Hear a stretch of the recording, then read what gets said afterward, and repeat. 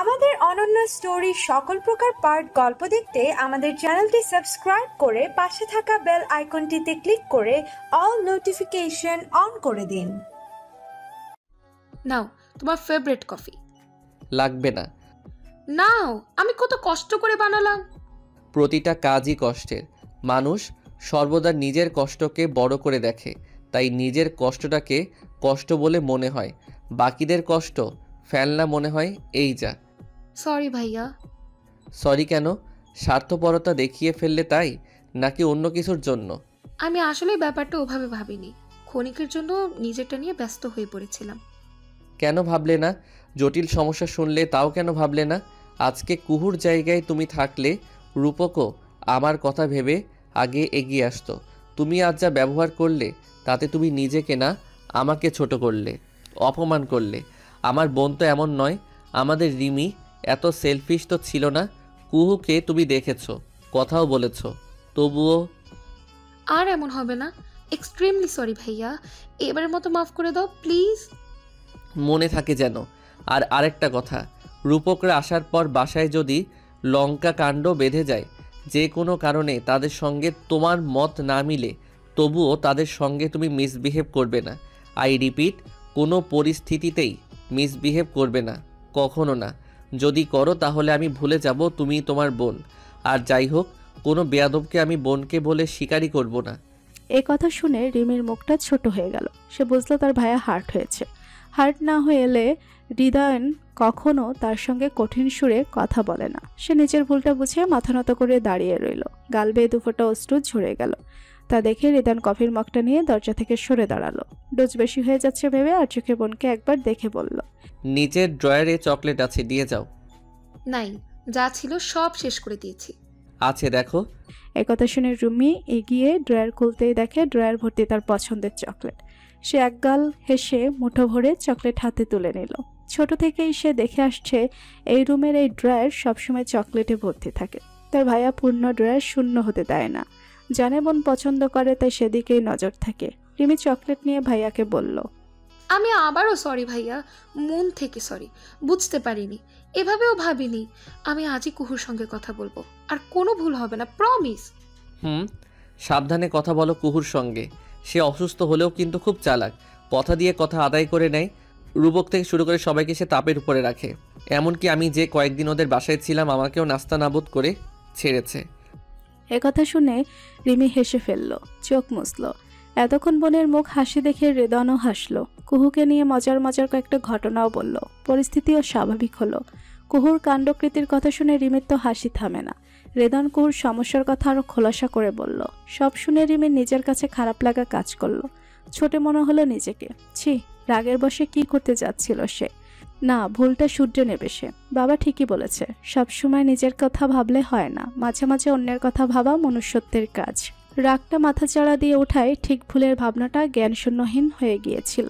এজন্য বলে রাগ ধ্বংস ডেকে আনে, সম্পর্ক নষ্ট করে। ভাগ্যিস বাবা আর ভাই এত সুন্দর করে বোঝালো, নয়তো তার করা ভুলের কারণে সারা জীবন নিজেকে দোষারোপ করতে হতো। মনে মনে অনুতপ্ত হয়ে রিমি চলে যাওয়ার জন্য পা বাড়াবে, তখনই হৃদয়ন উঠে দাঁড়ালো। বোনের মাথায় হাত রেখে স্নেহের সুরে বলল, বোনরা হচ্ছে ভাইয়ের কলিজা। বোনরা ভুল করলে বকবো, মারবো, আবার কাছে টেনে আদর করব। বোনের হাসিতে যেমন ভাইদের পুরো পৃথিবী হাসে, তেমনি বোনের অসুস্থতায় আমাদের পুরো পৃথিবীতে ঘন অন্ধকার নেমে আসে। চারদিকের এত আনন্দ, এত সুখ তখন ফিকে মনে হয়। এখন যদি আমাকে কেউ বলে তুমি তোমার প্রাণ বিসর্জন দাও, আমি তোমার বোনের পায়ের কাছে পৃথিবীর সমস্ত সুখ এনে দেব। আমি হৃদওয়ান, তাতে কিন্তু পিছুপা হব। হাসতে হাসতে আমার প্রাণ বিসর্জন দেব। ভাইয়া! কান্না ভেজা কণ্ঠে ডাকলো রিমি। হৃদয়নের কথা শুনে তার চোখ দিয়ে ঝরতে লাগলো অঝোর শ্রাবণ। তার ভাই তাকে এতটা ভালোবাসে, এতটা সে তো আগে কখনো উপলব্ধি করেনি, উপলব্ধি করার চেষ্টাও করেনি। সে ভাবতো আর 5টা ভাইদের মতোই তার ভাইও। বিয়ের আগে সব ভাইরা এমনই থাকে, আর তার ভাইও তাই। বিয়ে করলেই ভাই পর হয়ে যাবে, তখন বোন হবে বোঝা, চোখের বিষ। কিন্তু আজকে ওর ভুল ভাঙলো। সে বুঝলো সব ভাইরা এক না।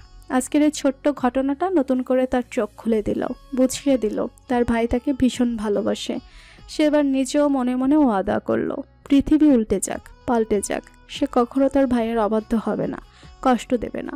পরিস্থিতি যতই নির্মম হোক সে ভাইয়ার কথা শিরোধার্য হিসেবে মেনে নেবে। আজকের পর থেকে তাকে ভাই বোনের সম্পর্কটাকে আরো মজবুত করার চেষ্টা করবে। ওদিকে রূপকের বুদ্ধিটা বেশ কাজে দিয়েছে।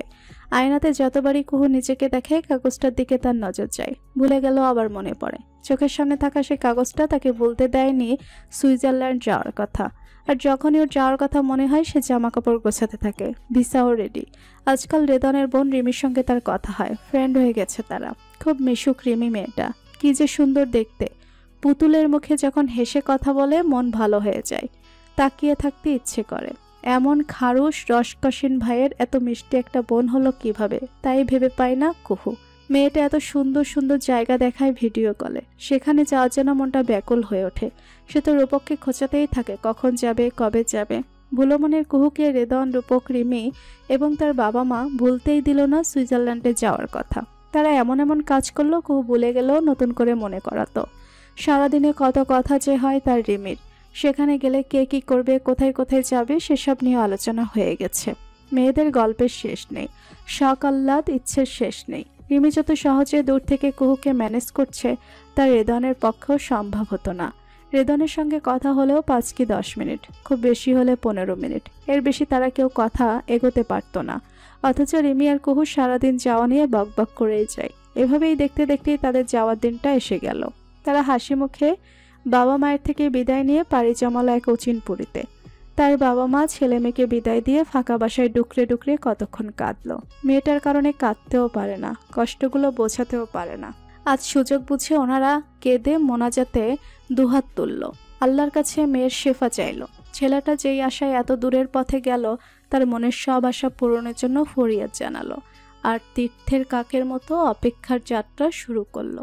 কবে শুনবে যে মেয়েটার মধ্যে একটু একটু করে ইমপ্রুভ দেখা দিচ্ছে, নিভু নিভু বাতিটা আবারও জ্বলে ওঠার সম্ভাবনা দেখা যাচ্ছে।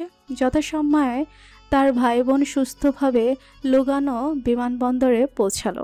দীর্ঘযাত্রা কুহু প্রায় ঘুমিয়ে ঘুমিয়ে পার করেছে। ঘুমের ঘরেই কুহু 2 বার মাকে ডেকেছে, শালিক পাখিদের খেতে দিতে বলেছে, বাবাকে কাচ্চি খাওয়ার কথা বলেছে। আর রূপক স্নেহ সহকারে বোনের মাথায় আদুরেভাবে হাত বুলিয়ে দিয়েছে। কখনো গল্পে মাতিয়ে রেখেছে, কখনো তারা গিয়ে কি করবে না করবে এসবও আলোচনা করেছে। মাঝে মাঝে কুহু তার সঙ্গে আনা উপন্যাসের বইটা পড়েছে।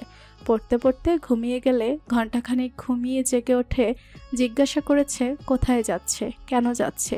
রূপক তাকে সেই কাগজ দেখিয়ে মনে করিয়েছে আর মনে মনে আল্লাহকে ডেকেছে যেন কোনো ঝামেলা না হয়, বোনটা যেন কান্নাকাটি না করে। তারা ফ্লাইট ওঠার পর থেকে প্রায় সবারই চিন্তায় প্রতিটা মুহূর্ত কেটেছে।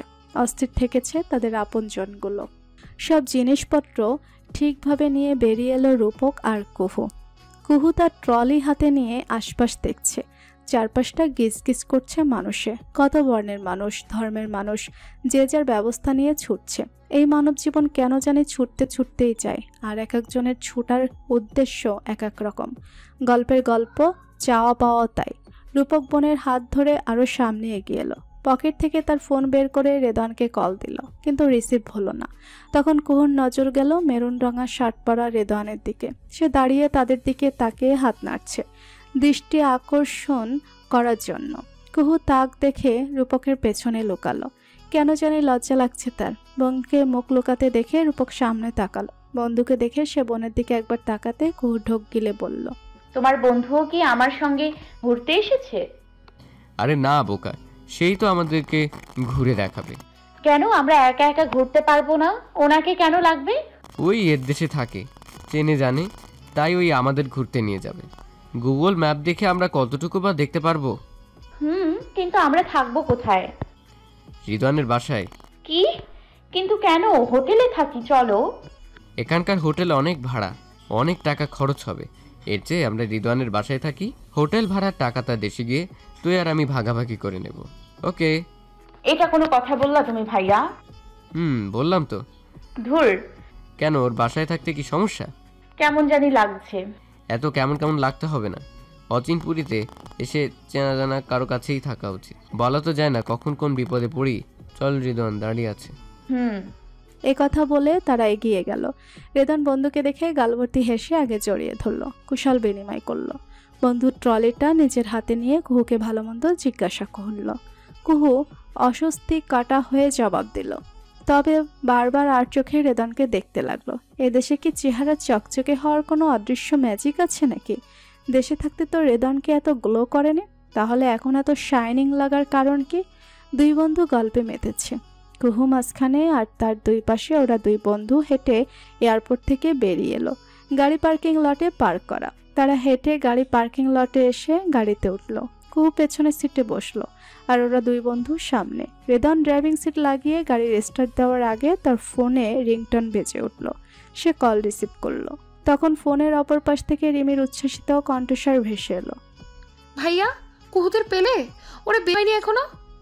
পেয়েছি, গাড়িতে আমরা আসছি। তাড়াতাড়ি এসো, কুহু পাখিকে দেখার জন্য মারা যাচ্ছি আমি। মারা যাচ্ছ? এ আবার কেমন কথা? ও তুমি বুঝবে না, তাড়াতাড়ি এসো, ওয়েট করছি। কুহু গাড়িতে বসে জানালায় মাথা ঠেকিয়ে বাইরে দেখছে। রূপক আর হৃদ গল্প করছে। গাড়ি চলছে পিচঢালা রাস্তা বেয়ে। পরিষ্কার রাস্তাঘাট, রাস্তায় ভিড় নেই, জ্যাম নেই, শব্দ নেই, ঝকঝকে পরিষ্কার আকাশ। কি সুন্দর ওয়েদার। সে এখানে আসার আগে একা গুগল ঘেটে অনেক তথ্য জেনে এসেছে, আর আসার মতো বুঝতে পারছে কেন দেশটিকে পৃথিবীর বুকে এক টুকরো স্বর্গ বলা হয়।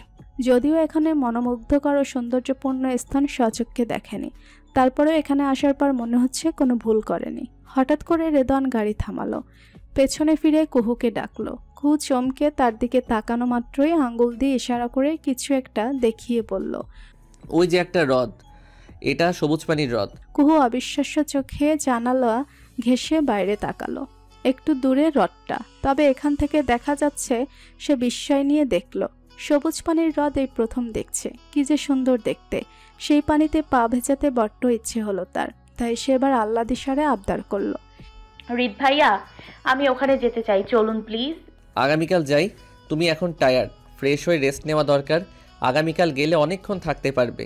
তাছাড়া রিমি তোমার জন্য বাসায় ওয়েট করছে, তারা দিচ্ছে তাড়াতাড়ি যাওয়ার। আমার সঙ্গে আসতে চেয়েছিল, তারপর কিভাবে যেন পা মোচকে ফেললো। এখন চুপ করে বাসায় বসে আছে। ইস, এখন কেমন আছে রিমি আপু?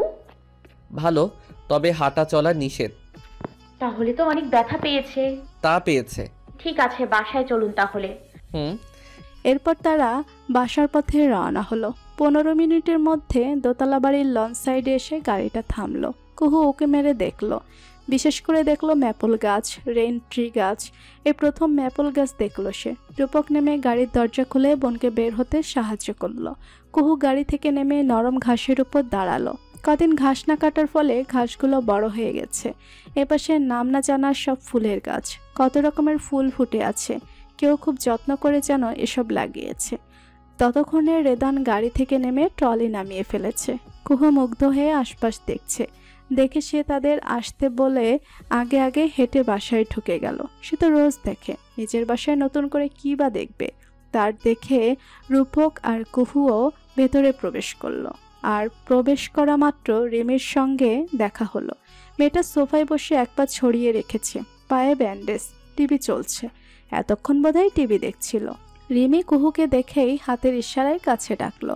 কুহু এক গাল হেসে রিমির পাশে বসলো, এক পাশ জড়িয়ে ধরলো, কুশল বিনিময় করলো। রিমি কুহুর পা থেকে মাথা অবধি পরখ করে নিল। কুহুর সঙ্গে ভিডিও কলে এতবার কথা হলেও বুঝে নেই কুহু এত স্মার্ট, এতটা কিউট। সামনাসামনি দেখে ভীষণ পছন্দ হলো কুহুকে। কুহুর ডাগর ডাগর চোখ যেন মায়ের ঝর্ণা, গাল দুটোতে লাল আভা, চিকন ঠোঁট, ফর্সা ত্বক। বড় কথা, ভীষণ আদুরে দেখতে এই মেয়েটা। ফোনে খেয়াল করেনি এতদিন, তবে আজ থেকে সত্যি মনে মনে মুগ্ধ হলো, প্রশংসা করলো। সত্যি বলতে ভেবেছিল বাংলাদেশের মেয়ে কতটুকুই বা স্মার্ট হবে। ন্যাকামি ভাব, ওভার স্মার্টের ভাব বিদ্যমান থাকবে।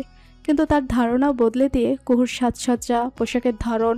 সে এবার কুহুর আদুরে গাল দুটো ধরে টেনে রূপককে বলল, ভাইয়া, এই পুতুলটাকে আমি আর যেতেই দিব না, আমাদের বাসায় রেখেই দিব। তাহলে তো আমি বেঁচে যাই। সত্যি বলছি।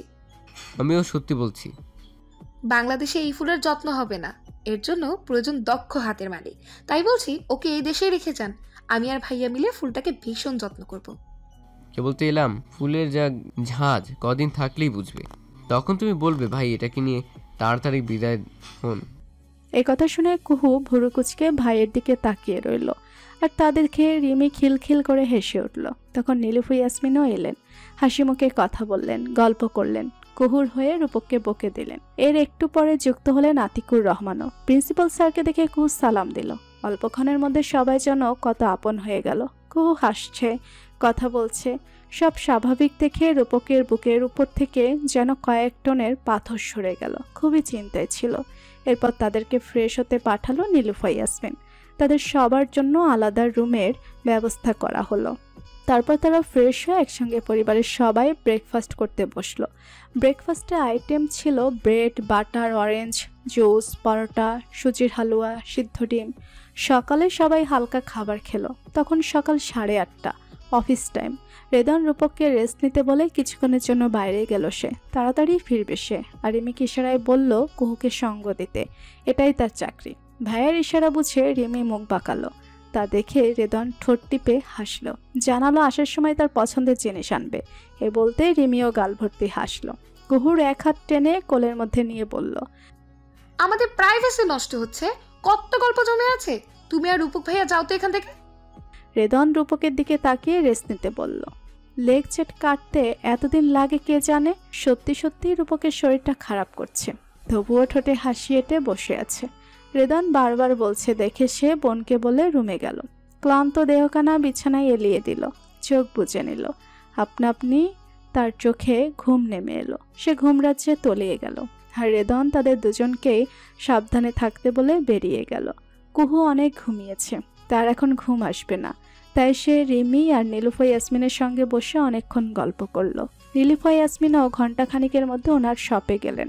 এখন রিমি আর কুহু রিমির রুমে পাশাপাশি শুয়ে আছে। তখন রিমি বলল, কুহু, তোমার বফের নাম কি? মিট করবে না আমার সাথে? আমার বয়ফ্রেন্ড টয়ফ্রেন্ড নেই আপু। যা, লায়ার কোথাকার। সত্যি বলছি, আমার বয়ফ্রেন্ড টয়ফ্রেন্ড নেই। আম্মু যদি জানে তাহলে আমাকে ছাড়বে না। সত্যি নেই? সত্যিই নেই। আমার বফের নাম ম্যাক্সন, তাকে ম্যাক বলে ডাকি। সে খুব ভালো রাইটার, আমাকে ভীষণ ভালোবাসে। তোমাকে ওর সঙ্গে মিট করিয়ে দেব। ওনার কথা বাসায় জানে? ফ্রেন্ড হিসেবে জানে, রিলেশনে গেছি তা জানে না। রিত ভাইয়া জানলে বকবে না? এটাই তো ভয়। তোমার ভাই যা কাঠখোট্টা, সে প্রেম প্রেম কিছু বোঝে বলে তো মনে হয় না। সে জানার পর কি যে করবে আল্লাহ মালুম। তা যা বলেছ। এরপর দুজনে চুপ। কুহু শুয়ে 4 পা ছড়িয়ে দিয়ে সিলিং ফ্যানের দিকে তাকিয়ে গভীর মনোযোগে কিছু ভাবলো। তারপর বলল, আপু, তোমার ভাই প্রেম করে না? না। জোর করে একটা প্রেম করিয়ে দাও। এরপর ওনার প্রেমটা যখন জমে ক্ষীর, তখন তোমার বাবা মাকে জানিয়ে দেওয়ার কথা বলে ব্ল্যাকমেল করো। শর্ত দিবা তোমাদের না মেনে নিলে বাবা মাকে জানিয়ে দিব। আরে পাগলি, প্রেম কি ভিটামিন ওষুধ নাকি যে জোর করে খাইয়ে থুড়ি করিয়ে দেব? তাও ঠিক। কুহুর মুখটা দেখে রিমি হঠাৎ হেসে ফেলল। হাসলো কুহুও। তারপর রিমি কুহুর হাত ধরে ধরে তাদের পুরো বাড়ি দেখালো। কোনটা কার রুম সেটা চেনালো। কোনো নেইবার কেমন গল্প করলো। তখন জেনিফার নামে একজন রাঁধুনি এসে দুপুরে রান্না করে গেল। নীলুফা ইয়াসমিন সব থেকে ওনার অফিসে গেছে, ফিরবে সন্ধ্যা নাগাদ। আতিকুল রহমানও গেছেন শপে। আজ তাকে ভিড় বেশি একথা জেনে নিজে থেকেই গেছে। গিয়ে তেমন কিছু করে না, শুধু ক্যাশ কাউন্টারে বসে থাকে। এতে নীলুফা ইয়াসমিন খুশি হন। উনি মুখে কিছু না বললে আতিকুর রহমান বুঝে নেন সব কথা মুখে বলার প্রয়োজন হয় না। চোখের দৃষ্টি আর ঠোঁটের হাসি বলে দেয় অনেক কথা। রূপক এখনো ঘুমাচ্ছে। শুধু রিমি আর কুহু দুই মূর্তি বেহুদা সময় কাটাচ্ছে। হঠাৎ রিমি কুহুকে বলল রেদওয়ানের রুমে নিয়ে যেতে, মুভি দেখলে সময়টা কেটে যাবে। কুহুও রাজি হলো। এরপর ওরা রেদওয়ানের রুমে এসে বিছানায় বসে ল্যাপটপে তামিল মুভি দেখতে বসলো। একটু পরে রিমির কথা মতো কুহু ড্রয়ার খুলে চকলেট এনে তার হাতে দিল। দুজনে চকলেট খাচ্ছে আর মুভি দেখছে। মুভি যখন প্রায় অর্ধেকটা শেষ, তখন রুমে রেদওয়ান প্রবেশ করলো। তাদের দেখে এক ভুরু উঁচু করে তাকিয়ে রইল। কুহু তার অনুপস্থিতিতে রুমে হামলা চালাতে খুব পছন্দ করে, সেটা তার ভালো করেই জানা আছে। রিমিও একই জাতের। এদিকে রিমি কিংবা কুহু তাকে দেখেও এমন ভাব করলো যেন দেখেইনি, চেনেই না। সে তাদের পাত্তা না পেয়ে নিজেই মুখ খুলল। এই যে আপনারা আমার রুমে কেন জানতে পারি? রিমি একবার কুহুর দিকে তাকিয়ে তারপর চকলেটে কামড় বসিয়ে ভাব দেখিয়ে জবাব দিল, মুভি দেখছি। তা তো দেখতেই পাচ্ছি। তাহলে জিজ্ঞাসা করছো কেন? বাসায় টিভি থাকতে আমার ল্যাপটপের উপর হামলা করতে লজ্জা করলো না আপনাদের? না, করলো না তো। কেন করলো না? কারণ আমাদের লজ্জারও লজ্জা নেই। ও আচ্ছা আচ্ছা, তার মানে আপনারা বেহায়া। ভাইয়া ভালো হচ্ছে না কিন্তু। কি ভালো হচ্ছে না? ঝগড়া করো না তো, এখন যাও, পরে এসো। আমার রুমে এসে আমাকে কি না বলছে। এদের ভাই বোনের কথা শুনে এবার কুহু মুখ বাঁকিয়ে ঠান্ডা সুরে জবাব দিল। না মানে হয়েছে কি ভাইয়া, আমরা আমাদের লজ্জা ডিপ ফ্রিজে ঠান্ডা করতে দিয়েছি। যা গরম পড়েছে আপনি চিন্তা করবেন না, একদমই। লজ্জা ঠান্ডা হলেই আমার টুক করে খেয়ে নিব। এ কথা শুনে রেদওয়ান কিয়ৎকাল ভুরু কুচকে তাকিয়ে রইল। এরপর কিছু না বলে রুম থেকে বেরিয়ে গেল। এদের এখন রুম থেকে বের করা যাবে না, সে নিশ্চয়ই। তাকে যেতে দেখে কুহু আর রিমি খিলখিল করে হেসে উঠল। রেদওয়ান যেতে যেতে তাদের হাসির শব্দ শুনল। রূপকের কথাই ঠিক, বাড়ির মেয়েরা হাসলে বাড়িও হাসে। চারদিকেই সুখ ছড়িয়ে পড়ে। প্রায় আধা ঘন্টা পর দুজন পুরো মুভিটা শেষ করে তবে উঠল। দুপুরে খাবার খেলো, একটু ঘুমালো। লং জার্নি করে সেদিন আর কেউই বের হলো না। তবে বিকেলের দিকে নেইবারহুডের রাস্তা অবধি হেঁটে এলো। সন্ধ্যার দিকে বাবা মায়ের সঙ্গে কথা হলো। এখন অবধি কুহু ঠিকঠাক আছে দেখে সবাই যেন মনে মনে স্বস্তির শ্বাস নিচ্ছে। তার পরের দিনটাও ভালোই কাটলো। রেদন, রূপক আর কুহুকে নিয়ে বের হলো। খুব সুন্দর একটা কফি শপে কফি খেলো। এদেশের সুন্দর সুন্দর জায়গা ঘুরে দেখালো। তারপর বাসায় ফিরে আম্মুকে ছবিগুলো পাঠালো। কতক্ষণ গল্প করলো, হাসাহাসি করলো। এর পরের দিন রেদনের বাসায় একজন গেস্ট এলো, নাম ডেজি। কি যে মজার একজন মানুষ, হাসতে হাসতে পেট ব্যথা করে দেয়। আশ্চর্যের ব্যাপার হচ্ছে উনি প্রায় 19টা দেশের ভাষায় কথা বলতে পারে। কেউ তো শুনেই অবাক।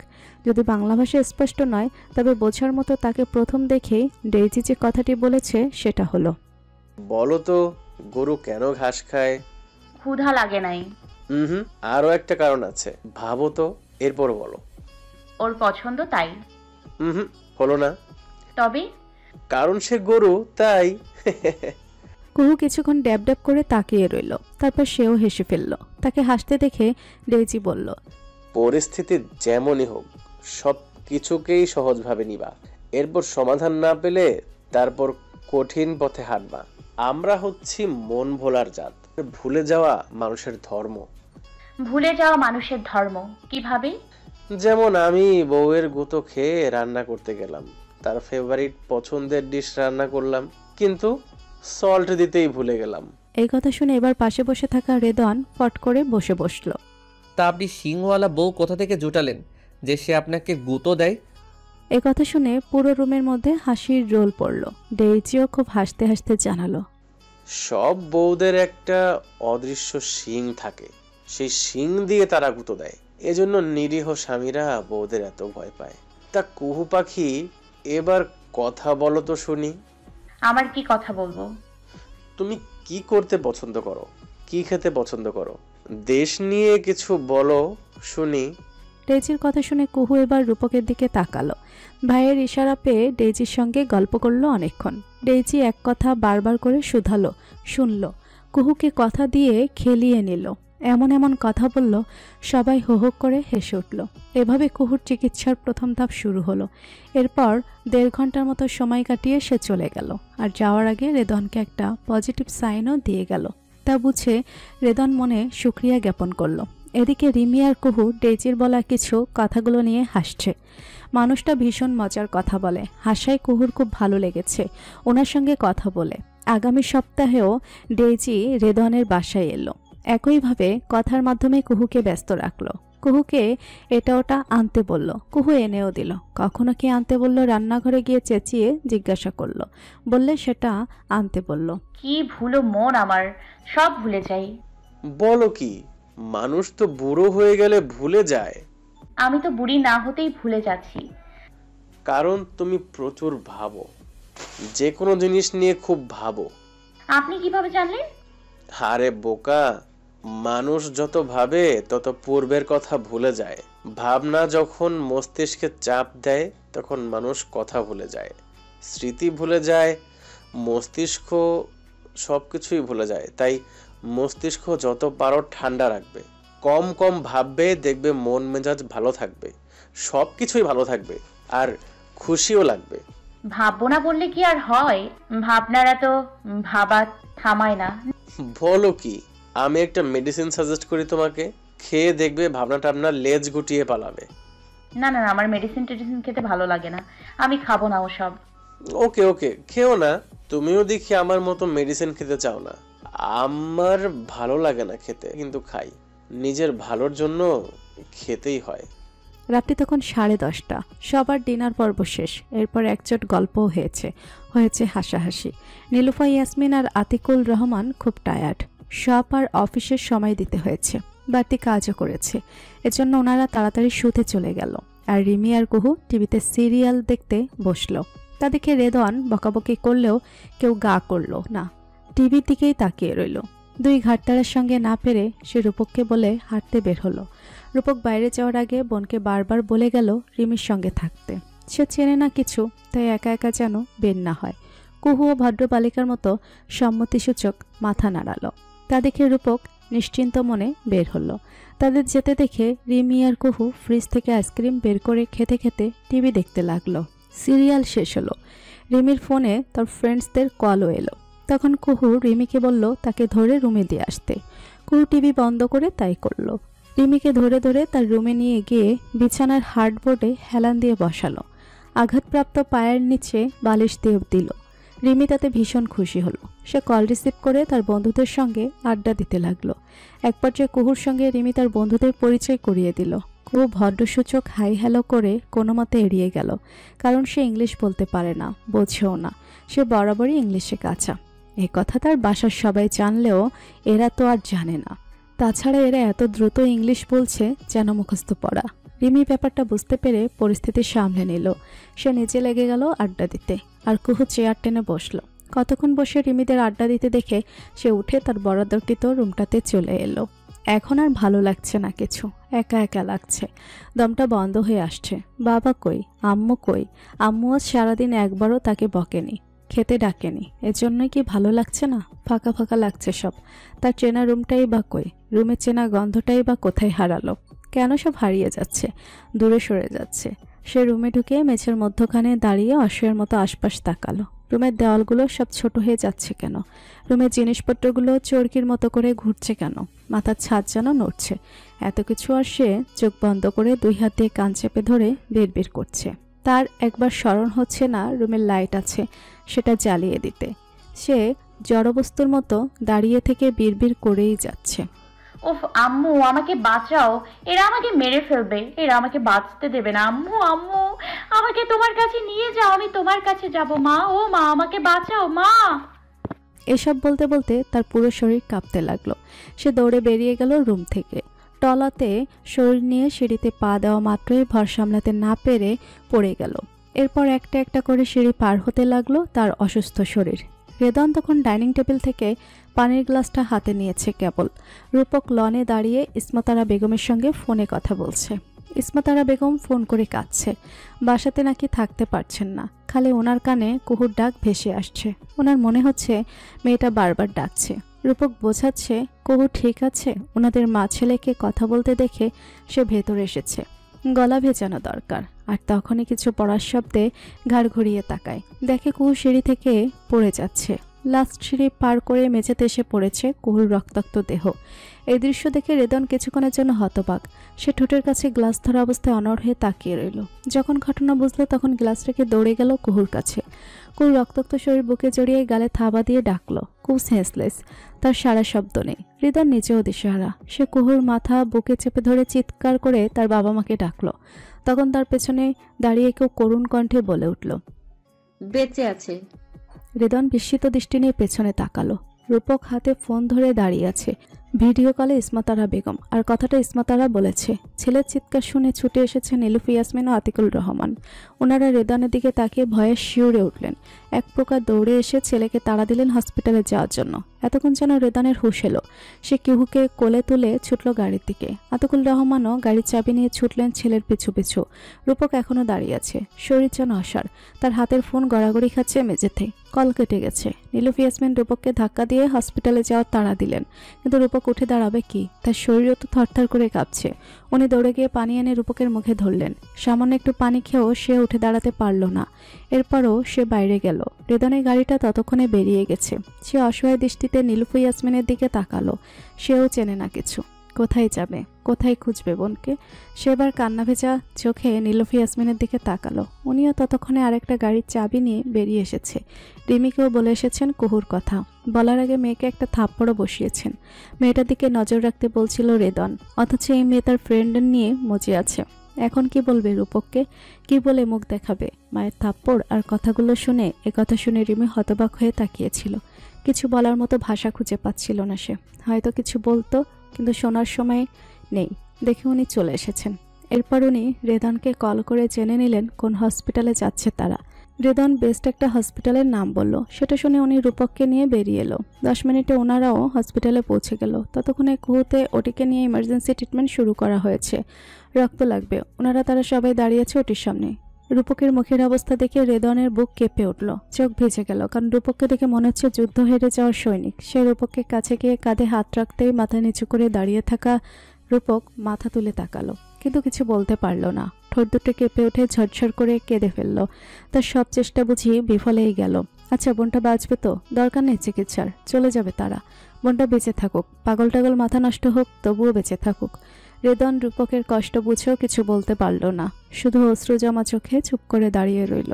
তাছাড়া ডেইজি তাকে জানিয়েছে কুহুর সমস্যাটা 50% কমার সম্ভাবনা আছে, কিন্তু তাকে রেগুলার মেডিসিন খেতে হবে। সবচেয়ে বড় ভুল চিৎকার করতে করতে রূপকরা থেমে গিয়েছিল, যেটা একদমই ঠিক হয়নি।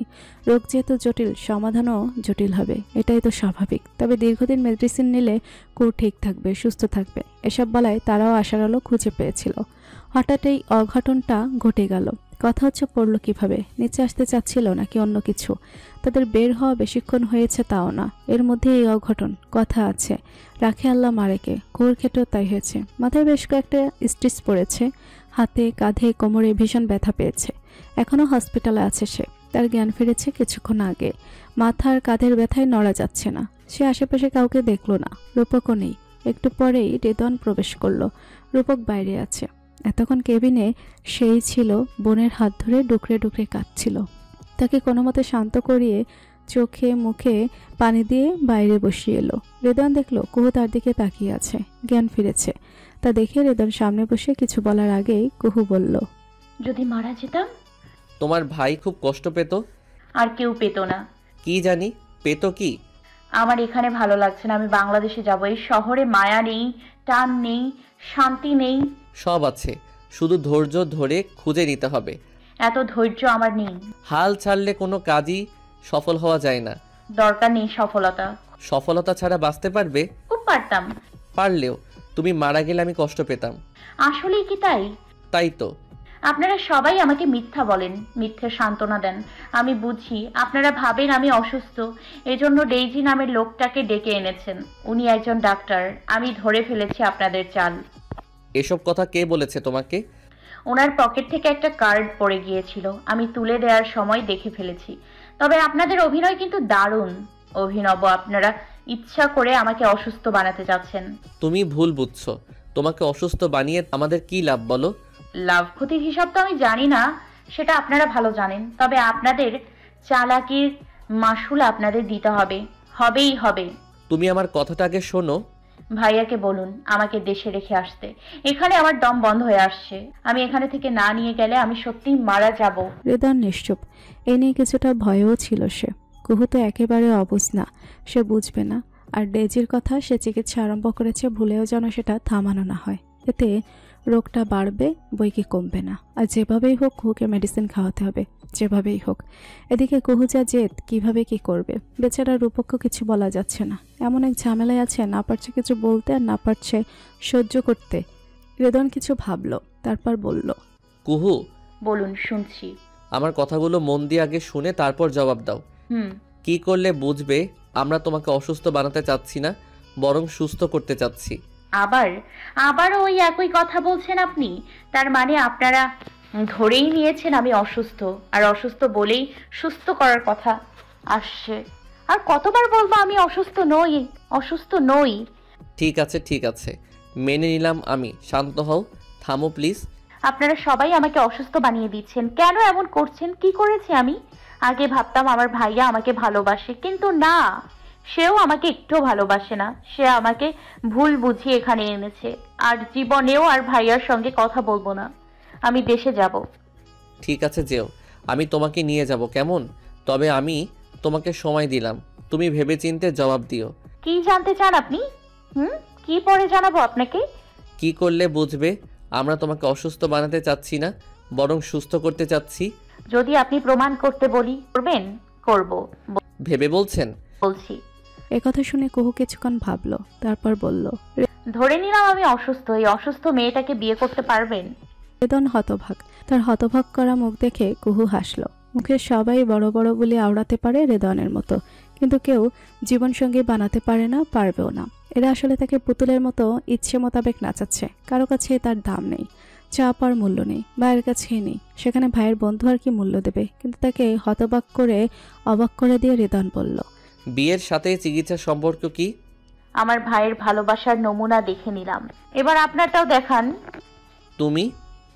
আপনি এখন যান, ভুলেও আর আমার চোখের সামনে আসবেন না। আমি রাজি। কি রাজি? তোমাকে বিয়ে করতে।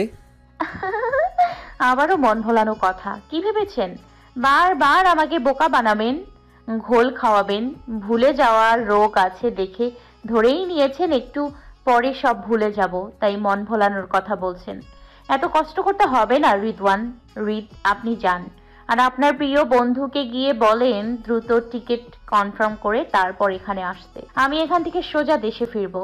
রেদন আরও একটা কথাও না বলে চুপ করে উঠে চলে গেল। সেটা দেখে কুহু হাসল। এরা তাকে ধরে বেঁধে অসুস্থ বানিয়ে দিচ্ছে, এভাবেই মজা নিচ্ছে। বন্ধুর বোন পাগল হলে তার কি, নিজের বোন সুস্থ সবল, তাদের তো আর কোনো সমস্যা নেই, তারা তো ঠিক, যত সমস্যা তার। এজন্য রেদনকে পরীক্ষা করার জন্য সে এমন একটা প্রস্তাব দিল। মন পরীক্ষা করতে গিয়ে প্রমাণ পেল সবাই তার ভালো চায়, আপন ভাই। বেড়ানোর নাম করে ভুলিয়ে ভালিয়ে এখানে নিয়ে এলো, চালাকি করে ডাক্তার দেখালো, অসুস্থ বানালো। ভাইয়ের বন্ধু মজা নিতে ভালো সাজার অভিনয় জুড়ে দিল। বাহ, এই না হলো জীবন? তবে এই জীবন রাখার চেয়ে না রাখা উত্তম নয় কি? যে জীবনে অন্য কারো দখলদারি বেশি, সে জীবন রেখে কী লাভ? এসব নানান কথায় মাথায় ঘুরপাক খেতে লাগলো। তবে সে সিদ্ধান্ত নিল আগে দেশে ফিরবে, মাথার কোলে মাথা রাখবে, মায়ের শরীরে ঘ্রাণ প্রাণ ভরে নিয়ে তারপর সুইসাইড করবে। এছাড়া আর উপায় নেই। এমন জীবন সে চায় না। তখন রূপক এলো, বোনের মাথায় হাত রেখে জোরপূর্বক হাসলো, তারপর ফোন এগিয়ে দিয়ে ভেজা কণ্ঠে বলল। ভাইয়ের উপর অভিমান সরে কুহু অন্যদিকে মুখ ঘুরিয়ে তাকিয়েছিল। আম্মুর কথা শুনে ফোনটা হাতে ধরে ঝরঝর করে কেঁদে দেশে ফেরার কথা জানালো। ইসমাতারা কাঁদতে কাঁদতে নিজের অবস্থা খারাপ করে ফেলেছে, গলা বসে গেছে। উনি ফ্যাসফেসে গলায় কাঁদতে নিষেধ করে নিজেও কাঁদছেন। কুহু তার ভাইয়ের নামে অভিযোগ করলো, তাকে কেন এনেছে, এনে ডাক্তার দেখানোর কথাও বলল। ইসমাতারা শুনলেন। কুহু কথা শেষ করে কাঁদছে। ইসমাতারা তখন বললেন, রিদওয়ান তোমাকে বিয়ে করতে চাচ্ছে, তুমি কি রাজি? কি? সে নিজে আমাকে বিয়ের প্রস্তাব দিয়েছে, সে নাকি আজই তোমাকে বিয়ে করবে। রিদওয়ান ছেলে হিসেবে সব দিক দিয়ে পারফেক্ট, আমার কিংবা তোমার বাবার কোনো দ্বিমত নেই। তাকে আমরা মেয়ে জামাই হিসাবে মেনে নিতে রাজি। এখন সব নির্ভর করেছে তোমার উপর। এখন বলো তুমি কি চাও? ঠিক আছে, আমিও রাজি। সত্যি তো? পরে মত বদলাবে না, ভুল বুঝবে না রিদওয়ানকে, অথবা কোন রকম দোষারোপ করবে না তো? না। তাহলে বিয়ের ব্যবস্থা করতে বলি। তবে বিয়ের আগে আপনি ওনার সঙ্গে কথা বলতে চাই। ঠিক আছে। রূপক নির্বাক, তার কিছু বলার নেই, না বন্ধুকে আর না বোনকে। এরা নিজেদের সিদ্ধান্তে অটল। অতঃপর কুহুকে 3 দিন হসপিটালে থাকতে হলো। 4 দিনের দিন আতিকুর রহমান আর রূপক এসে তাকে বাসায় নিয়ে গেল। কয়েকদিনের মধ্যে রেদনের সঙ্গে তার দেখা সাক্ষাৎ কোনোটাই হয় না। তবে বাসায় আসার পর জানতে পারল আজ দুপুরে তাদের বিয়ের ব্যবস্থা করা হয়ে গেছে। দুপুরের দিকে রেদন তার রুমের দরজায় নক করলো। কুহু পারমিশন দিলে সে ভেতরে প্রবেশ করলো। রেদনের পরনে পাঞ্জাবি। সে কুহুর থেকে দূরত্ব রেখে বসলো, তারপর ঠোঁটে হাসি এঁটে ভ্রু নাচিয়ে জিজ্ঞাসা করলো, প্রস্তুত? শিওর তো? একদম। তাহলে এখানে সাইন করে দাও। কি এটা? নিজে পড়ে দেখো। কুহু পেপার হাতে তুলে নিল। রেজিস্ট্রি পেপারের মতোই দেখতে এটা। সে নেড়ে চড়ে পুরোটা লেখা পড়লো। পরে বিস্ময় নিয়ে রেদনের দিকে তাকালো। এখানে সুস্পষ্টভাবে উল্লেখ করা, কুহু আর রিদওয়ান বৈবাহিক বন্ধনে আবদ্ধ হওয়ার পর কেউ কখনো কোনোদিন বিচ্ছেদ চাইতে পারবে না, কোনো অবস্থাতেই নেয়। সারা জীবন তাদের একসঙ্গে থাকতে হবে, এক ছাদের নিচে সংসার সাজাতে হবে। আসলে এটা করার কারণ হচ্ছে ভুলে যাওয়ার হক। বিয়ে তো আর দুদিনের খেলা না। ভবিষ্যতের কথা ভেবেই সেটা এই পেপার তৈরি করেছে, যাতে কুহু কোনো সমস্যা সৃষ্টি করলে প্রমাণ হবে, এটা দেখতে পারবে। কুহু বুঝলো, তারপর আর না ভেবে সাইন করে দিল। এরপর দুই পরিবারকে সাক্ষী রেখে তাদের বিয়ে সম্পন্ন হলো। ভাবনা নয়, স্বপ্ন নয়, তারা সত্যি সত্যি বৈবাহিক বন্ধনে আবদ্ধ হলো। শুরু হলো নতুনভাবে তাদের পথ চলা। ভাবি, রুমে যাবে না? চলো, তোমাকে ভাইয়া রুমে রেখে আসি। অন্যমনস্ক হয়ে বসে থাকা কুহু ভাবি ডাকটা শুনে ঘাড় ঘুরিয়ে তাকালো। ফাঁকা রুমে কানের কাছে আচমকা কথা বলায় চমকে উঠেছে সে। রিমি মিটিমিটি হাসছে। তার পায়ের ব্যথা খানিকটা কমেছে, তবে পুরোটা নয়। তাই সে খুঁড়িয়ে খুঁড়িয়ে হাঁটছে, আর কুহুকে জ্বালাতে দেওয়াল ধরে ধরে এই রুমেও চলে এসেছে। চঞ্চল হলে যা হয়। কুহুকে বিশ্বাস নিয়ে তাকাতে দেখে রিমি হাসল। তারপর কুহুর আদুরে দুই গাল টেনে দিয়ে বলল, কি বসে বসে বরের কথা ভাবা হচ্ছে? একথা শুনে কুহুর ফোলা ফোলা আদুরে দুটো গালে লাল আভা সুস্পষ্ট হলো। চোখে ফুটল লাজুকতা। কুহু ধ্যাত বলে অন্যদিকে তাকালো। তার বয়ে গেছে বরকে নিয়ে ভাবতে। কাঠখোট্টা বর, তাকে নিয়ে সে ভাববে? তাকে মিটিমিটি হাসতে দেখে রিমি এবার কুহুর গা ঘেঁষে বসল। তারপর সে কুহুর কানে কানে জানালো তাদের বাসর ঘর সাজানোর জন্য লোক আনা হয়েছে। লোক দুটি নাকি রেদনের কথা মতোই রুম সাজাচ্ছে। ভাবা যায় কত রোমান্টিক বর পেয়েছে। একথা শুনে কুহু চোখ বড় বড় করে তাকালো। রেদন এক কাজ করেছে, এটা কি বিশ্বাসযোগ্য? কবুল বলার পর যেখানে একবার কথা বলারও প্রয়োজন মনে করেনি, সেখানে সে বাসরঘর সাজিয়ে বসে আছে। ভাবা যায় কিছু কিছু পুরুষের মতো সেও আগে চাহিদার কথাই গুরুত্ব দিচ্ছে, নাকি জানায়। হঠাৎ কথার মাঝে কুহুকে এভাবে অন্যমনস্ক হতে দেখে রিমি গোপনে দীর্ঘশ্বাস ছাড়ল। তবে সে অনুতপ্ত। কুহুর মাথায় ব্যান্ডেজ দেখে তার ভীষণ খারাপ লাগছে। আসলে সেও সেদিন খেয়াল করেনি কখন উঠে চলে গেছে। আড্ডা দিতে এতটাই মগ্ন হয়ে গিয়েছিল যে মুহূর্তের মধ্যে ভুলে গিয়েছিল যে একটা অসুস্থ মেয়ের দায়িত্ব দেওয়া হয়েছিল। যাই হোক, খারাপ মুহূর্তটা কেটে গেছে। বিপদও পাশ কাটিয়ে বিদায় নিয়েছে। এখন খুব ভালো মুহূর্ত, ভালো সময়। এই সময়টাকেই উপভোগ করা উচিত। যা হয়েছে মেনে নেওয়া উচিত। তবুও মনের মধ্যে কিছু প্রশ্ন আলপিনের মতো খুঁচিয়েই যাচ্ছে। শান্তি দিচ্ছে না তাকে এবং তার পরিবারকে। তাই যেমন হঠাৎ তার ভাই কেন এই সিদ্ধান্তটা নিল, কেন অসুস্থ একটা মেয়েকে জীবনসঙ্গী বানালো? তার ভাই তো কোনো দিক থেকে কম না, তাহলে সে কেন এই সিদ্ধান্তটা নিল? আচ্ছা, নিল নাকি নিতে বাধ্য হলো? কেউ কি বাধ্য করলো? আবার তার ভাই যে কুহুর প্রেমে হাবুডুবু খাচ্ছে এমনটাও কিন্তু নয়। তাহলে কেন? এই কেন এর উত্তর সে খুঁজে পাবে বলে মনে হয় না, কারণ সে তার ভাইকে চেনে। যত না কিছু হোক, সে তার কাজের কৈফিয়ত কখনো কাউকে দেয় না। তবে তার খুব হাসি পাচ্ছে, আবার ভালো লাগছে। এমন থেকে এই ছোট্ট পুচকে মেয়েটা তার ভাবি। বয়সে ছোট, কিন্তু সম্পর্কের দিক থেকে বড়। আর সে সেই সম্পর্ককে সম্মান দিয়ে কুহুকে ভাবিই ডাকবে। কিন্তু তাকে ভাবি ডাকতে দেখে কুহু হতভাগ। সে এবার মিনমিন করে বলল, আপু, এটা কিন্তু ঠিক হচ্ছে না। কোনটা? এই যে ভাবি ভাবি করছো, এটা। ও মা, ভাবিকে ভাবি ডাকবো না? আমি তোমার ছোট, নাম ধরে ডাকো। কিন্তু ভাইয়া তো আমার বড়, আর বড় ভাইয়ের বউকে কেউ নাম ধরে ডাকে? তবুও প্লিজ। জি না, তা হচ্ছে না। এবার উঠুন, ভাইয়া রুমে যান। ভাইয়া মনে হয় গান গাইতে শুরু করেছে। গান? উনি গান গাইবে? গাইতে পারে, কিন্তু গান গাইবে কেন? বিয়ে করার পর সব ছেলেরাই মনে মনে গান গায়। কি আশ্চর্য! গান কেন গায় এটা তো বলবে নাকি? এত বছরের সিঙ্গেল লাইফ ঘোচাচ্ছে, গান গাইবে না? গান না গাইলে মান থাকবে? তোমার ভাই সিঙ্গেল ছিল, এটা মানতে হবে। হ্যাঁ, অবশ্যই মানতে হবে। আমার ভাই বিশ্ব রেকর্ড করা সিঙ্গেল ছিল। থাক, ভাইয়ের সুনাম করতে হবে না, সব বুঝি। তা তোমার কাঠখোট্টা ভাই কি গান গাইতে পারে? তুমি রুমে যাচ্ছ না দেখে ভাইয়া হয়তো মনে মনে ওই গানটা গাইতে শুরু করেছে। কোন গানটা? ওই যে ওইটা। কোনটা? আরে ওইটা। আপু, আরে বলছি আর কত রাত একা থাকবো, এই গানটা। রিমির কথা শুনে কুহু কিছুক্ষণ তার মুখের দিকে তাকিয়ে খিলখিল করে হাসতে শুরু করলো।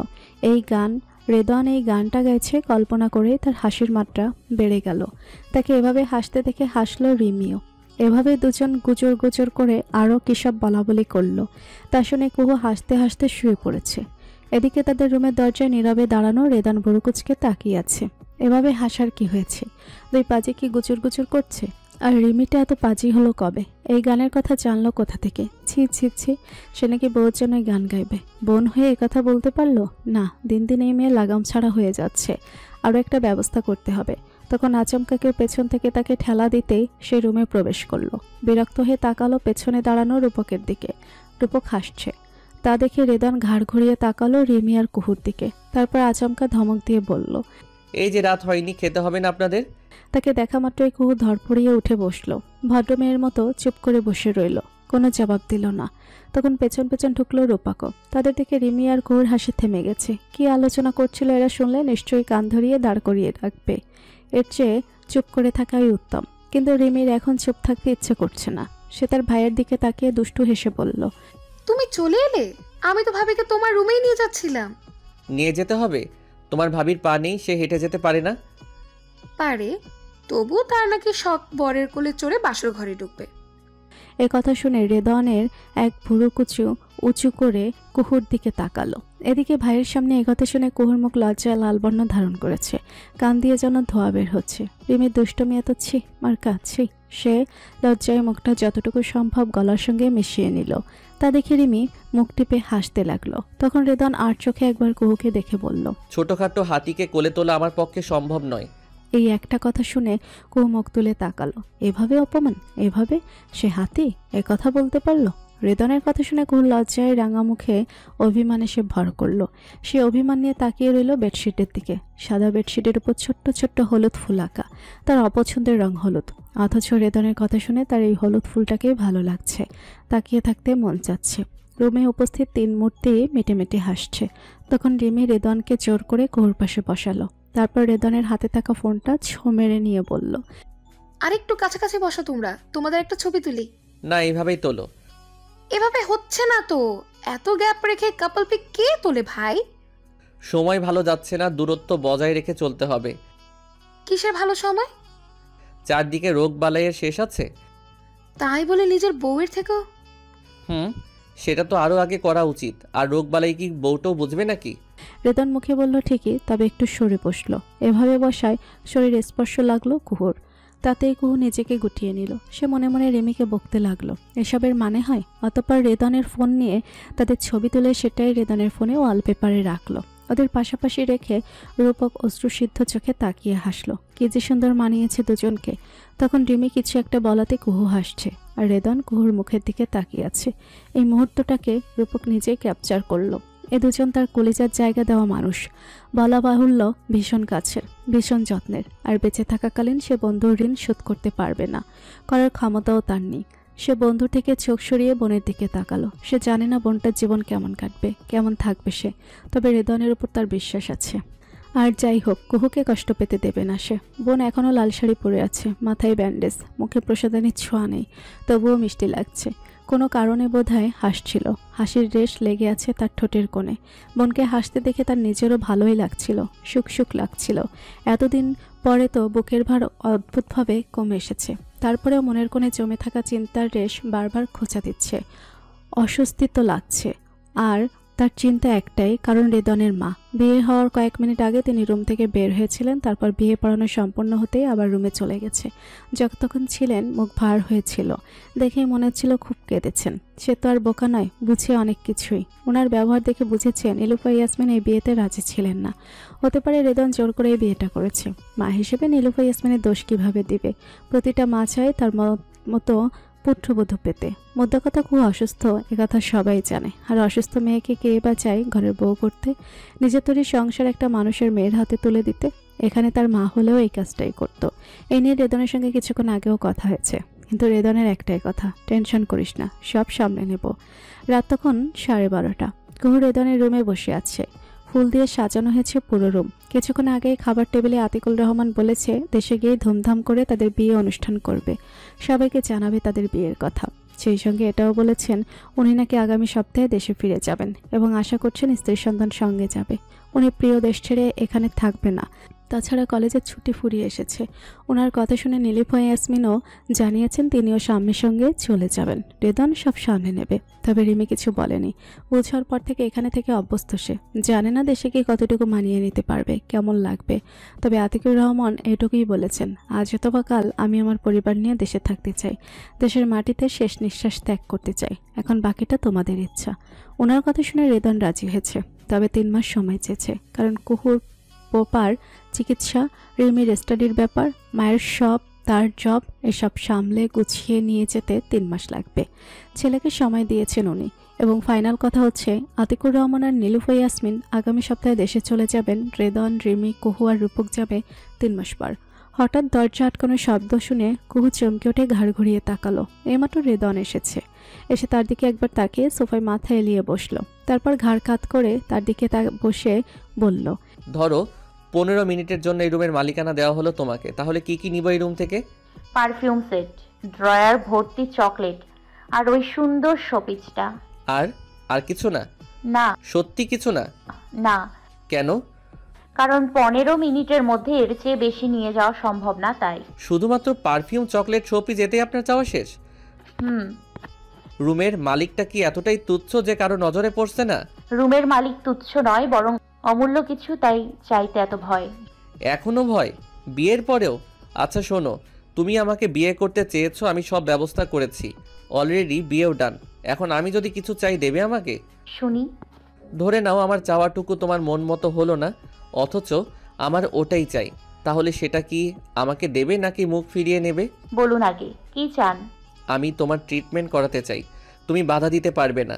তুমি শুধু রেগুলার মেডিসিন নিবে, আর কিচ্ছু করতে হবে না, কিচ্ছু না, আই প্রমিস। ঠিক আছে, তার আগে আমার একটা প্রশ্নের জবাব চাই। কি? আমি বলা মাত্রই বিয়েতে রাজি হলে কেন? কিসের জন্য রাজি হলেন? একথা শুনে রেদন মৃদু হাসল। সে যেন তাকে আগে থেকেই জানতো এমন কিছু জিজ্ঞাসা করা হবে। কুহু জবাবের আশায় তাকিয়ে আছে তার মুখপানে।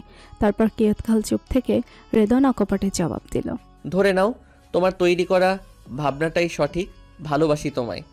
বলতে হবে তাই বললেন বুঝি? এমন মনে হলো কেন? আপনারা সবাই আমাকে অসুস্থ বানাতে উঠে পড়ে লেগেছেন। মনে হওয়াটাই কি স্বাভাবিক নয়? না, স্বাভাবিক নয়। তাহলে ভালো না বেশি বিয়ে করলেন কেন? করুণা করতে? বলো, তবে লিমিটে রেখে। আমাকে খোঁচা মারতে গিয়ে নিজেকে এত ছোট করিও না। পৃথিবীতে সবাই যদি ভালোবাসার মানুষকে বিয়ে করতে পারতো, তাহলে অ্যারেঞ্জ ম্যারেজ বলে কোনো শব্দই থাকতো না। ধরে নাও আমাদের বিয়েটা অ্যারেঞ্জ ম্যারেজ, বিয়ের আগে ভালোবাসি তো কি, বিয়ের পরও বাসবো। বউটা তো আমারই, তাই না? মনে মনে আফসোস হচ্ছে, তাই না? কার? আপনার। কেন আফসোস হবে? আমাকে বিয়ে করে। এখন অবধি হচ্ছে না, তবে তুমি যদি আমার কথা না শোনো তাহলে আফসোস না, বরং ভীষণ কষ্ট পাবো। কি কথা শুনতে হবে? বিয়ের পর প্রতিটা হাজব্যান্ড ওয়াইফের দায়িত্ব একে অপরের খেয়াল রাখা, ভালো রাখা, ভালোবাসা। কবুল বলার সময় আমি ভুলে গেছি তুমি আমার স্টুডেন্ট ছিলে, বন্ধুর বোন ছিলে, পূর্বের সব সম্পর্ক বাদ। আজ থেকে তোমার একটাই পরিচয়, তুমি আমার বউ, বিয়ের করা বউ। আর বউয়ের জন্য যখন যেটা ভালো হবে আমি সেটাই করব। শুরুতেই বলেছি প্রতিটা হাজব্যান্ড ওয়াইফের দায়িত্ব একে অপরকে খেয়াল রাখা, ভালো রাখা, ভালোবাসা। সেই যুক্তি থেকে তুমি শুধু রেগুলার মেডিসিন নিবা, ডেইজি যা বলবে শুনবা, তাহলেই আমি ভালো থাকবো। বউ রূপে তুমিও আমাকে ভালো রাখার দায়িত্ব পালনে সাকসেস হবা। আর কোন রোগের মেডিসিন খাচ্ছ, কেন খাবা, হ্যান ত্যান কোনো কিছুই ভাবতে হবে না তোমার। শুধু মনে প্রাণে এইটুকু বিশ্বাস রাখবা, আমি বেঁচে থাকতে জেনে শুনে কখনো কোনো ক্ষতি হতে দেব না তোমার, প্রমিস। কি রোগ, কেন মেডিসিন খাচ্ছি তাও জানতে চাইবো না? না, চাইবে না। নিষিদ্ধ জিনিস আকৃষ্ট করে বেশি। করুক, মন মানবে না। জানাটা কি খুব দরকার? দরকার। তাহলে আজ থেকে জেনে নাও তোমার অসুখের নাম রিদওয়ান হৃদ। শেষ নিঃশ্বাস চলাকালীন এই অসুখ থেকে তোমার নিস্তার নেই। তাহলে কি করতে হবে? ভালো বউ হতে হবে। ভালো বউ হতে গেলে কি করতে হবে? ভালো রাখতে হবে। ভালো রাখতে হলে কি করতে হবে? হাজবেন্ডের মন মতো চলতে হবে। হাজবেন্ডের মন মতো চলতে গেলে কি কি করতে হবে? মেডিসিন নিতে হবে, নিবা? নেব। পরে পাল্টি খেলে কি করব? যা শাস্তি দেবেন মাথা পেতে নিব। ওকে। কিছুক্ষণ পর কুহু চুপ করে থাকলো। তারপর মেঝের দিকে দৃষ্টি ফেলে মলিন কণ্ঠে বলল। রেদন মুখ ভর্তি হাসলো। এরপর ড্রেস চেঞ্জ করে ফ্রেশ হয়ে গেল। এসে দেখে কুহু জানালার পাশে দাঁড়িয়ে আছে। তার দৃষ্টি খোলা জানালায়। ওই দূর আকাশে পূর্ণিমার চাঁদ উঠেছে। অপরূপ তার সৌন্দর্য, অপার্থিব সেই আলোয় রেদন তাকিয়ে আছে মায়াভরা স্নিগ্ধধরা একটা পুতুল মুখের মেয়ের দিকে। সে ডাগর ডাগর নেটে চাঁদের দিকে তাকিয়ে আছে। হঠাৎ মেয়েটার চোখ দিয়ে এক ফোঁটা অশ্রুবিন্দু। কুহু নীরবে কাঁদছে। সে এগিয়ে গিয়ে কুহুর পেছনে দাঁড়ালো। কিছুক্ষণ চুপ থেকে তারপর ডাকলো, কুহু। আমার জীবনটা দিন দিন কেমন জানি হয়ে যাচ্ছে। আমি আজকাল বুঝতে পারি আমি হঠাৎ হঠাৎ অনেক কিছু ভুলে যাই। চোখের সামনে সেসব ঘটে, কিছুক্ষণ তা মনে থাকে, একটু পরে কি ঘটলো তা ভুলে যাই। তখন শত চেষ্টা করেও মনে রাখতে পারি না। প্রচুর ভাবি, ভাবতে ভাবতে আমি ক্লান্ত হয়ে যাই, অথচ ভাবনা শেষ হয় না। কি সব হচ্ছে আমার সাথে, কেন হচ্ছে?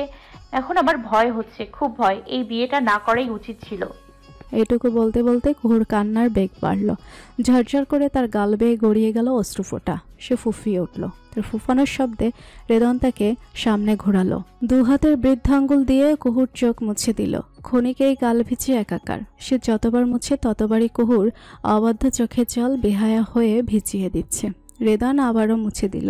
এরপর কুহুর চোখে চোখ জিজ্ঞাসা করল, কাঁদছো কেন? এমনি। এমনি কেউ কাঁদে না। কাঁদে। কে কাঁদে? আমি কাঁদি। ভালোবাসো আমাকে? খুব। আমি চলে আসাতে কষ্ট পেয়েছিলে? পেয়েছিলাম। রাগ হয়নি? হয়েছে। তখন আমাকে কি করতে মন চাচ্ছিল বলো? চুপ কেন? কিছু করতে মন চায়নি। ও, তবে আমি চলে আসার পর কেউ একজন আমাকে মেসেজ করেছিল, এভাবে কথা না বলে চলে গেলেন কেন? হৃদ ভাইয়া, আমি কিন্তু কষ্ট পাচ্ছি, ফিরে আসুন। আপনি আমাকে খুব কষ্ট দিয়েছেন, তাই আপনার বুকে মাথা রেখেই কাঁদতে ইচ্ছে করছে। আমি কাঁদবো? আপনি আসুন, সেদিনের ইচ্ছেটা আজ পূরণ করতে পারো। আমি এবং আমার বুক দুটোই স্বাক্ষরহীনভাবে তোমার নামে লিখে দিলাম। কু ফেলফেল করে তাকিয়ে রইল। এই কাজ আবার কখন করলো? সে কি করে না করে তার মনেও থাকে না। তবে লজ্জা পেল। লজ্জায় তার গাল দুটো লাল হয়ে উঠল। ঘড়িতে তখন রাত 2টো। কথা বলতে বলতে এত রাত। রেদন কুহুকে এসেরাই ঘড়ির দিকে তাকাতে বলেই হেসে ফেলল। তারপর বিছানার ফুল সরিয়ে পাশে জায়গা রেখে শুয়ে পড়ল। একবার মাথা উঁচিয়ে অস্বস্তিতে বোধ হওয়া কুহুর দিকে তাকিয়ে বলল, চেঞ্জ করবে? কেন? শাড়ি পরে ঘুমানোর অভ্যাস নেই? না। ওই রুম থেকে ড্রেস এনেছো নাকি এনে দেব? আমি ওই রুমে যাই? চেঞ্জ করতে যেতে চাইলে যাও, তবে ঘুমাবে এখানেই। আজ মানে বলছিলাম যে। কি? আজ মানে বলছিলাম যে। আজ মানে বলেছিলে যে, এর মানে কি বুঝবো? তোতলাচ্ছ কেন? যা বলার স্পষ্টভাবে বলো। ওয়েট, ওই রুমে ঘুমাতে চাও? হবে না, যেতে দেব না। বউ ছাড়া অনেকগুলো রাত অতিবাহিত করেছি, আর না, দ্রুত চেঞ্জ করে এসো। কথা শুনে কুহু এই বেহায়া পুরুষটার দিকে কিছুক্ষণ ফ্যাল করে তাকিয়ে রইল। তারপর কিছুক্ষণ দাঁড়িয়ে থেকে পাশে এসে শুয়ে পড়ল। করবে না চেঞ্জ? ওকে শুয়ে পড়তে দেখে রেদন মিটিমিটি হাসলো। সে বুঝলেও তাকালো না। একটু পরে রেদন বলল, আজকে রাতের আধারের সঙ্গে তোমার সব দুশ্চিন্তাকে বিসর্জন দাও। নিজেকে মুক্ত পাখির ন্যায় স্বাধীন করো। ভয়, দুশ্চিন্তা এবং অহেতুক সব ভাবনার লাগাম টানো। নতুন এক সকালে নতুনভাবে জীবনের আবির্ভাব ঘটাও। মানুষ পারে না এমন কিছু নেই। কথা বলে সে আচমকা হ্যাচকা টানে তাকে কাছে টেনে তার বুকে কুহুর মাথা চেপে ধরল। তারপর ফিসফিস করে বলল, চিন্তা ভাবনার জন্য আমি আছি, তুমি নিশ্চিন্তে ঘুমাও। নিরাপদ ভরসাস্থল খুঁজে পেয়ে কুহু সত্যি সত্যি চোখ জোড়া বন্ধ করলো। মুখে হাসি ফুটল, এইটুকু তার চাওয়া। মুখ ফুটে না বলতেই সে পেয়েও গেছে। অবাধ খুশিতে তার চোখের কার্নিশ বেয়ে অঝরে গড়াতে লাগলো নোনা জল। সেই জল গয়ে টি শার্ট ভেদ করে স্পর্শ করল রেদনের প্রশস্ত বুক। তবুও কেউ কথা বলল না, নড়ল না, সরল না। শুধু কুহু উম্মাদের মতো ব্যাকুল সুরে মনে মনে আওড়াতে লাগলো, আমি বাঁচতে চাই, সুস্থ জীবন চাই। আমাকে ভালোবাসুন, আগলে রাখুন, কখনো দূরে সরতে দিয়েন না রিত, কখনো না। পরদিন সকালবেলা। তখন সকাল 7:30। 8:30টায় ক্লাস। রিমি কলেজ ড্রেস পরে একেবারে রেডি হয়েই নেমেছে। কলেজ ড্রেসেও তাকে ভীষণ সুন্দর দেখাচ্ছে। একেবারে পরিপাটি লুক। আজও কলেজে যাওয়ার ইচ্ছা ছিল না তার, কিন্তু ম্যাক্সন দেখা করার জন্য পাগল হয়ে যাচ্ছে। এক নাগারে কল মেসেজ দিয়ে পাগল করে দিচ্ছে। তার একই কথা, দেখা করো। তাই বাধ্য হয়ে কলেজে যাওয়ার জন্য সে মনে স্থির করেছে। পায়ের ব্যথা একটু কমেছে, তবে খুঁড়িয়ে হাঁটা ছাড়া উপায় নেই। সে কাঁধের ব্যাগটা রেখে সোফায় গিয়ে বসলো। এইটুকু আসতে গিয়েই হাঁপিয়ে গেছে। সে সোফায় বসে রান্নাঘরে উকি মারল। আশেপাশে তাকালো। আশেপাশে কেউ নেই, আর রান্নাঘরে তার মা মলিন মুখে ব্রেকফাস্ট বানাচ্ছে। সে মায়ের মুখভঙ্গি দেখে কিছু একটা বোঝার চেষ্টা করলো। মায়ের মুখটা রোজকার চেয়ে আজ গুরুগম্ভীর হয়ে গেছে। খুব কেঁদেছে বোধহয়, চোখ মুখ ফুলে আছে। সে যে কিছু বলবে সাহসে কুলাচ্ছে না। যদি ধমকে ওঠে অথবা মারতে আসে তখন? মায়ের মলিন মুখের কারণ তারও অজানা নয়। তার মা কুহুকে খুব একটা পছন্দ করে না, বিশেষ করে কুহুকে ছেলের বন্ধুর বোন হিসেবে মানলেও একমাত্র পুত্রবধূ হিসেবে মানতে একেবারেই নারাজ, চরম বিরোধী এই ব্যাপারে। এমন না উনি ছেলের জন্য মনমতো কাউকে খুঁজে রেখেছিলেন অথবা অন্য পরিকল্পনা করেছিলেন, তবুও আসলে ছেলে থেকে আরও বেস্ট কিছু আশা করেছিলেন, কারণ উনি রেদওয়ানকে সেভাবে বড় করেছেন, সে অবস্থানে নিয়ে গেছেন। মা হিসেবে যতটুকু করার উনি ঠিক ততটুকু করেছেন। দিন শেষে প্রতিটা মায়ের মতো ওনার চাও ছেলে খুব সুখে থাকুক, ভালো থাকুক। বলা বাহুল্য কুহুকে উনি রেদওয়ানের যোগ্য মনে করেছেন না, কারণ কুহুর বয়স কম, আবেগী বয়স, তার উপরে অসুস্থ।